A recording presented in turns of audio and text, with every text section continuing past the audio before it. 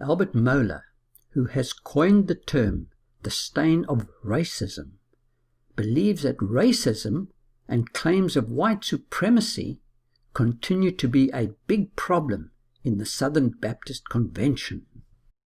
I can't associate with any assertion that we do not have a massive problem in the society and in the church with claims of racial superiority and with historic patterns of claims of white racial superiority, and with the fact that remnants and ongoing manifestations of those claims of white racial superiority continue.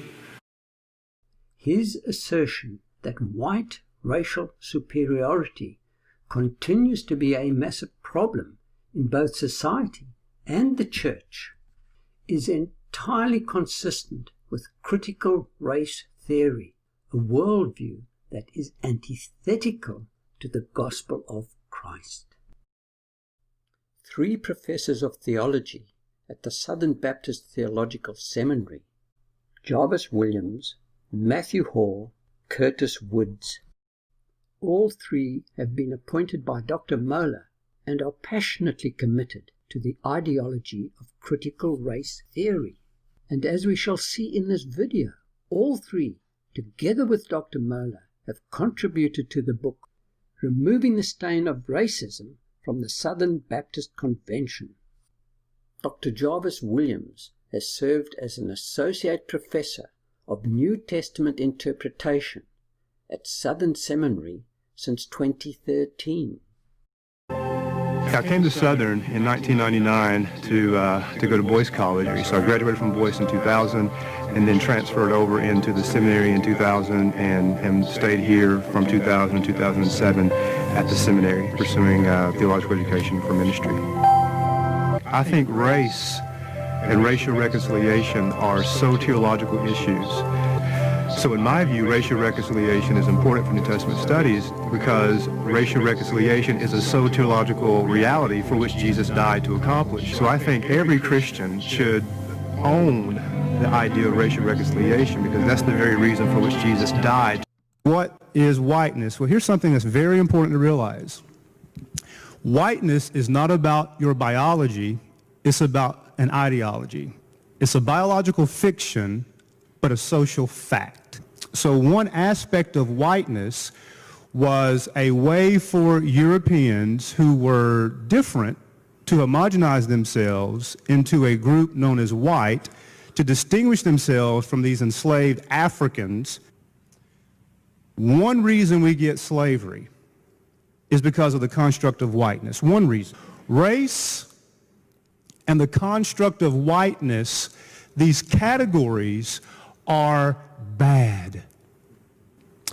So when you think about issues of the Confederacy and the flag, that represents white power, white privilege.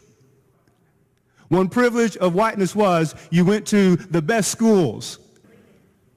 So what the flag represents to many of us, it represents white terrorism against non-white people. And so, Dr. Williams, thank you for coming to Oklahoma Baptist University. We're excited about the message from Scripture you're going to give us today, the discussion you're going to have with Dr. Jones on Wednesday.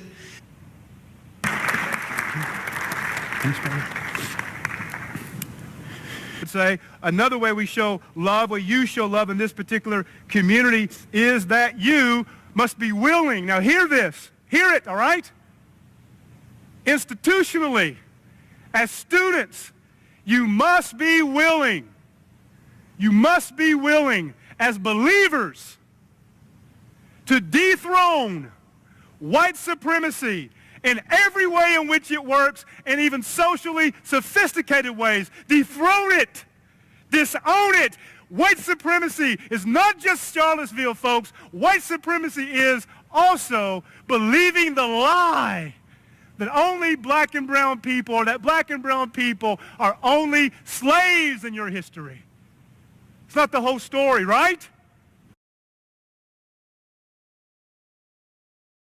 But the stain we're going after is white supremacy. Our denomination, as you know, 1845, was founded in part because of slavery, white supremacy. But white supremacy is fundamentally an ideological construct. Everybody still with me? Are you with me? So when we think about the concept of whiteness, understand this. Whiteness and race, these are not biological facts. They're social constructs. But yeah, we need a word of explanation. According to Encyclopedia Britannica, critical race theory is the view that race, instead of being biologically grounded and natural, is socially constructed, and that race, as a socially constructed concept, functions as a means to maintain the interests of the white population that constructed it, such as white supremacy. Clearly, the strongly held views of Jarvis Williams on the issue of race are entirely consistent with critical race theory and incompatible with the Christian faith. So when we talk about them removing the stain of racism from the SBC, what we believe in part is that there is racism by intent when someone intentionally commits a transgression, the transgression of racism against someone because of his or her race, but there's also racism by consequence. And those consequences are the result of a racial hierarchy that has created space to prioritize whiteness. If you, for example, can go through Baptist history and never hear about Dr. King, but only hear about white heroes of the Baptist faith. You never hear about black folk or brown folk or immigrant folk in church history, but you only hear about white or Europeans. Those are consequences of white supremacy, you see. That's right. Even if you have no personal animosity toward black or brown people. So when we talk about removing the stain of racism from the SBC, we're going after both overt racism, that's right, but also systemic racism, the stains of it. And if you're not serious as a white institution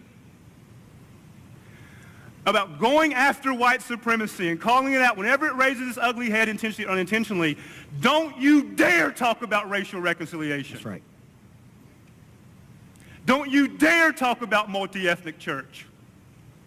Because you can't go there until you're willing to admit that the stain of racism, namely white supremacy, still is present in our Christian spaces. Matthew Hall, a senior member of Mohler's team, has openly admitted that he is a racist who struggles with feelings of white supremacy. I am a racist. Okay, so if that freaks you out, if you think the worst thing somebody can call you is a racist, then you're not thinking biblically. Because guess what?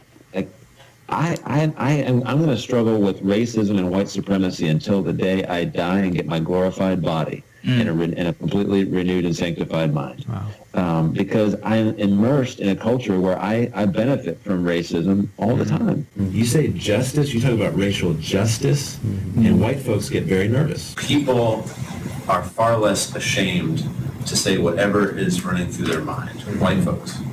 There has been a normalization and an empowering, a legitimization, I would say, of almost explicitly racist rhetoric in the church.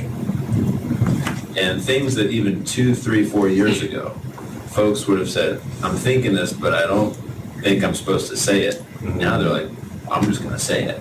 Everything that you assumed or thought was normal in the world, or everything that you thought was true about your tradition, your denomination, your own family, there's a whole, I'm going to pull the veil back, and what looked like this beautiful narrative of faithfulness and orthodoxy and truth and righteousness and justice, I'm going to peel that back, and I'm going to show you the rotting corpse of white supremacy that's underneath that surface. Matthew Hall accuses white folk in the church of using explicit racist rhetoric. He asserts that the appearance of faithfulness, orthodoxy, truth, and justice in the Church of Christ is actually a veil of hypocrisy that hides the rotting corpse of white supremacy. I have to fight against the self-righteousness that flares up and say, okay, Lord, have mercy on me, a sinner, because I'm a racist too.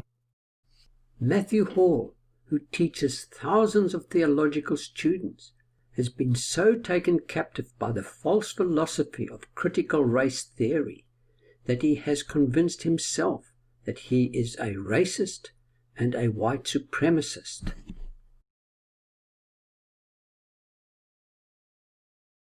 Curtis Woods is the architect of the infamous Resolution 9, adopted by the Southern Baptist Convention in 2019. Woods took the lead in changing a resolution that was meant to condemn critical race theory as an ungodly ideology to a resolution that accepted critical race theory as a useful analytical tool for the church. Curtis Woods speaks about his chapter in Removing the Stain. You know, there are a lot of people that say, well, racism is a thing of the past. I'm not a racist. And typically they'll think about racism on an individual level or situational level as opposed to institutional and systemic. And so within my chapter, I basically was making an appeal that Southern Baptists have been involved historically with trying to remove the stain, but we still have a ways to go.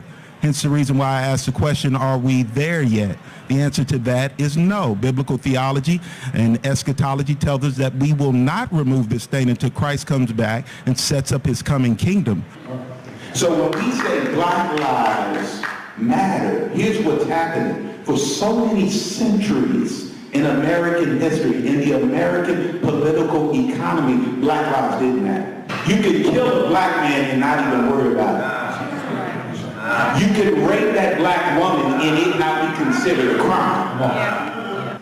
Race is a proscription, and I don't mean to say prescription, I mean proscription in the sense that race was developed to prohibit other perceived races from being able to achieve in society. For every one book that you read by an Anglo, I need you to read 2 books by a non-Anglo. If you don't expect conflict when you're entering into reconciliation, dialogue, whatever it is, racial, familial, socioeconomic, you name it, then that is a naive aspiration.